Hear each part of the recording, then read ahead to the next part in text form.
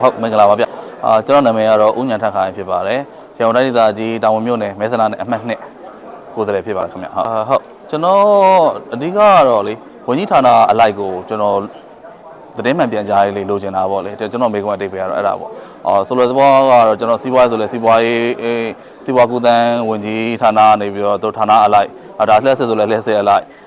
စီပင်ဆိုလဲစီပင်အလိုက်သူတို့လှုပ်ဆောင်ချက်လေးတွေကိုကျွန်တော်တို့ကအဓိကအောက်ခြေပြည်သူတွေသိအောင်လို့ကျွန်တော်လိုသတင်းမှန်ပြန်ကြားရေးလေးထုတ်ပြန်ပြီးအစီအစဉ်ရှိမရှိဆိုတဲ့ရည်ရွယ်ချက်နဲ့ကျွန်တော်မေးတဲ့မေးခွန်းဖြစ်ပါတယ်ဗျဟုတ်ကဲ့ဒါနဲ့အဓိကတော့သတင်းမီဒီယာဆိုတာတော့တော်တော်အရေးကြီးတဲ့ကဏ္ဍပါပဲဗျဘာကြောင့်လဲဆိုကျွန်တော်တို့အရှိမဆိုလို့ရှိရင်လည်းinformation အမှားတွေသတင်းအမှားတွေအကြောင်းမလို့ကျွန်တော်တို့မမှားတဲ့ဟာတွေပြည်သူတွေနဲ့တကယ်ဆိုလို့ရှိရင်လည်းတချို့ကိစ္စတွေဆိုလို့ရှိရင်ဗျာထိတ်လန့်ကြောက်ရွံ့တဲ့ကိစ္စတွေဖြစ်ခဲ့ရတယ်ပေါ့လေဆိုတော့ကျွန်တော်အခုဖြစ်စေချင်တဲ့ဟာကတော့ဒါ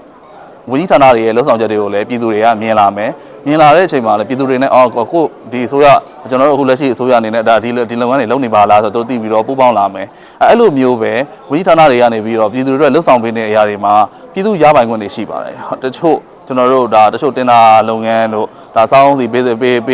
ကိစ္စရပ်လေးတွေတို့အဲ့လိုမျိုးပေါ့လေအခြေခံကြတဲ့ကိစ္စရပ်လေးတွေကိုလည်းဝန်ကြီးဌာနတွေအနေနဲ့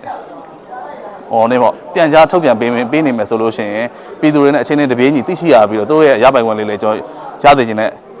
သဘောလေးပေါ့လေအဲ့လိုလေးလည်းဖြစ်ချင်လိုက်ပါပါနောက်တစ်ခုကကြတော့ကျွန်တော်တို့ကပေါ့မီဒီယာကျွန်တော်တို့ဆိုလဲလက်ရှိမှာ social platform တွေကျွန်တော်ကြည့်တယ်တချို့ထုတ်ပြန်ချက်တွေကျွန်တော်တွေ့တဲ့အချိန်မှာကျွန်တော်ပြန်ပြီးတော့တင်ထားရတယ်ဆိုတော့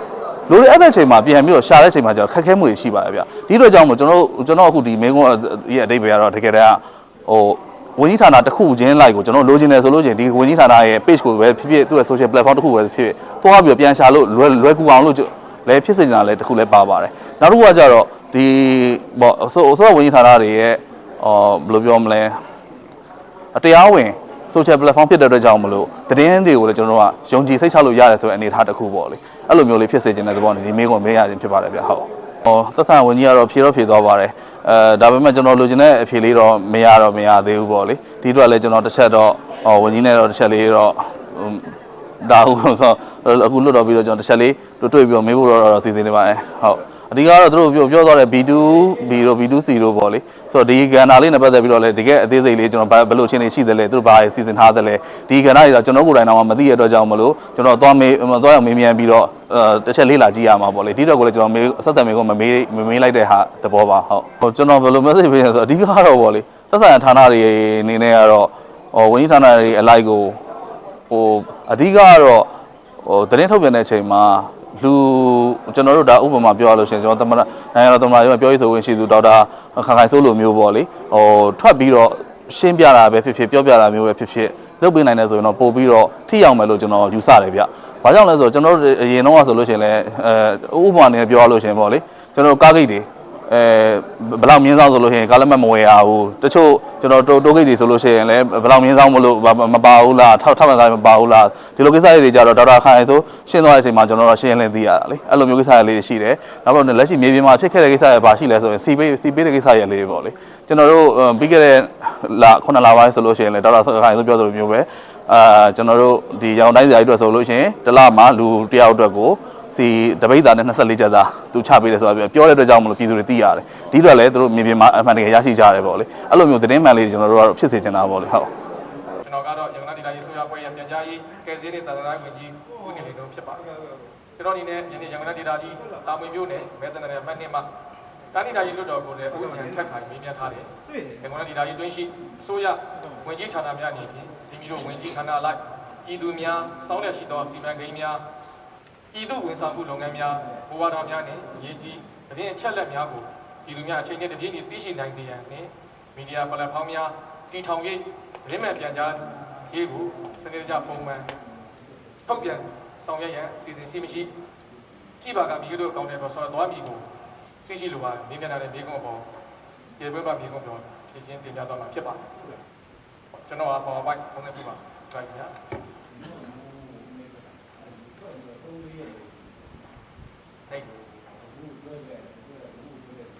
ြအစိုးရတည်းရဲ့သတင်းပြန်ကြားရေးလုပ်ငန်းဟာဆိုရင်များပြည်သူများနဲ့အစိုးရကြားယုံကြည်မှုတည်ဆောက်ခြင်းဘဝရာများနဲ့ပြည်သူဝန်ဆောင်မှုများကိုချိန်နဲ့တပြေးညီအတည်ပြုခြင်း ပြည်သူများရဲ့ပူးပေါင်းပါဝင်မှုကိုမြင့်တင်ကြည့်လို့အတွက်ရေးပါတော့ခန်းကာနာမှာပါဝင်ရရှိပါတယ်ကျွန်တော်ရန်ကုန်တိုင်းပြည်ဆိုရအနေဖြင့်ပြည်သူများကိုသတင်းပြန်ကြားရေးလုပ်ငန်းများကိုဆောင်ရွက်အခါမှာဒီလနဲ့မျိုးဖြင့်ဆောင်ရွက်လျက်ရှိပါတယ်ပထမသတင်းရတော့တမယိုးချမီဒီယာ traditional media ဆောင်ရွက်လျက်ရှိပါတယ်ဒါတော့နိုင်ငံပိုင်ရုပ်သံမီဒီယာရေးသတင်းစာများရေဒီယိုများဖြင့်ထုတ်ပြန်ခြင်းဖြစ်ပါတယ်ဒုတိယနည်းကတော့ digital နည်းလမ်း digital channel အားလေးပြောဖြစ်ပါတယ်ဒါတော့တရားဝင် website ဖြစ်တဲ့ www.yangon.gov.mn နဲ့ Yangon Regional Government New လူမှုကွန်ရက်စာမျက်နှာဖြင့်၎င်းထုတ်လွှင့်ပေးလျက်ရှိပါတယ်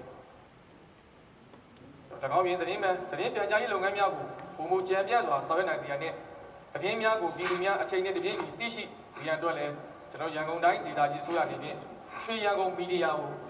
ထူထောင်ရေးမြို့နယ်ပြန်ကြားရေးနဲ့လူဆက်ဆံရေးဦးစီးဌာနရုံးမှနဲ့ပူးပေါင်းရေးသတင်းမှန်ပြန်ကြားရေးကိုဆောင်ရွက်လျက်ရှိပါတယ်။၎င်းပြင်အခြားလိုင်စင်ရတရားဝင်ပုဂ္ဂလိကမီဒီယာများနဲ့လည်းချိတ်ဆက်ပြီးတော့ပြည်သူများသတင်းရရှိရေးအတွက်ထပ်ဆင့်ပေါ်ပြပေးလျက်ရှိပါတယ်။တို့တော့ဥက္ကဋ္ဌကြီးများကျွန်တော်တို့ရန်ကုန်တိုင်းဒေသကြီးအစိုးရဘက်မှ digital channel တွေဖြစ်တဲ့ www.yangon.gov.mn နဲ့ Yangon Region Government Euro မှာတစ်ဆင့် G2C Government to Citizen အစိုးရမှပြည်သူထံသို့၎င်း G2B Government to Business အစိုးရမှစီးပွားရေးလုပ်ငန်းရှင်များတို့၎င်းသတင်းများကိုထုတ်လွှင့်ပေးလျက်ရှိပါတယ် G2C Government to Citizen အစိုးရတွေပြောပြည်သူတွေကိုထုတ်ပြန်တဲ့သတင်းတွေဖြစ်တော့အဓိကဒေသတွင်းသတင်းများအများပြည်သူဆိုင်ရာဝန်ဆောင်မှုအချက်အလက်များမူဝါဒများနဲ့သဘာဝဘေးဆိုင်ရာတည်ပြီးအချက်အလက်များကိုထုတ်လွှင့်ပေးလျက်ရှိပါတယ် G2B Government to Business တိုင်းဒေသကြီးမှာစီးပွားရေးလုပ်ငန်းရှင်တွေရင်းနှီးမြှုပ်နှံမှုအတွက်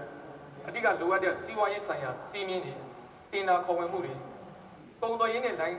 စင်ဆိုင်ရာတကယ်အချက်အလက်များကိုဖွင့်လင်းမြင်သာပြဖြင့်ထုတ်ပြန်ပေးလျက်ရှိပါတယ်ဒါပြင်ရန်ကုန်တိုင်းဒေသကြီးမှာရှိတဲ့မြို့နယ်များရှိပြန်ဆက်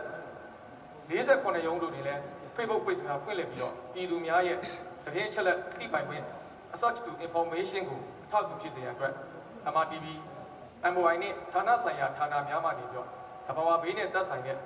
မိုးလေဝသသတင်းများကျန်းမာရေးဆိုင်ရာသတင်းများနဲ့ပြည်သူများသိတဲ့အသိ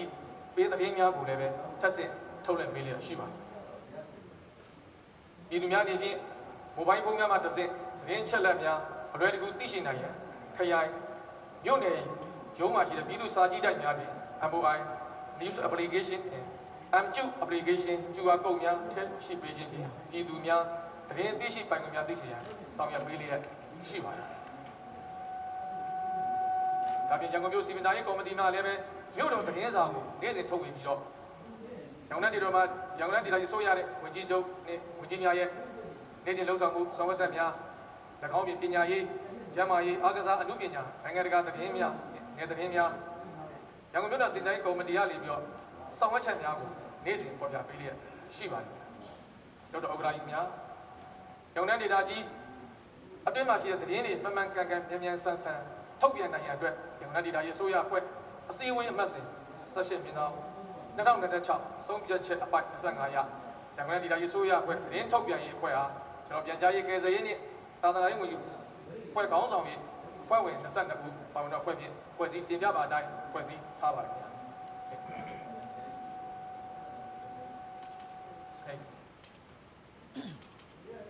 ဒီပါရေးကျွန်တော်ဒေတာကြီးအစိုးရအဖွဲ့ရဲ့ပြည်သူများတဲ့ဆောင်းလျက်ရှိသောဒီမှန်ကိန်းများပြည်သူဝန်ဆောင်မှုလုပ်ငန်းများဘဝဒါများနဲ့ရေးကြီးသတင်းအချက်အလက်များကိုပြည်သူများအချိန်နဲ့တပြေးညီသိရှိနေရန်အတွက်ရန်ကုန်ဒေတာကြီးအစိုးရအဖွဲ့နေဖြင့်အထူးလေးထားပြီးထုတ်ပြန်ပေးလျက်ရှိပါကြောင်းလွှတ်တော်ဥက္ကဋ္ဌကြီးမှတဆင့်ပြန်လည်ဖြေကြားအပ်ပါတယ်ခင်ဗျာ